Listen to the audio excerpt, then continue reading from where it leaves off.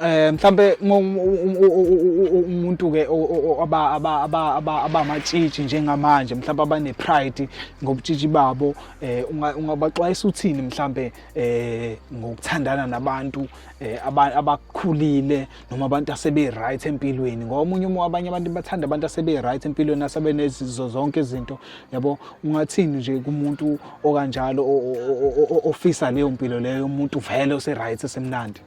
Ematshitshini guys, mina ngabe itshitshi and ngafunda ukuthanda abantu abadala.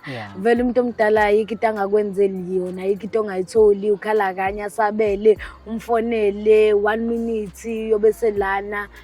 Ematshitshini guys, ungamboni uma ubona umuntu enotho noma ubona umuntu right empilweni, utshela ukuthi la uzogena yonke into oyifisayo empilweni.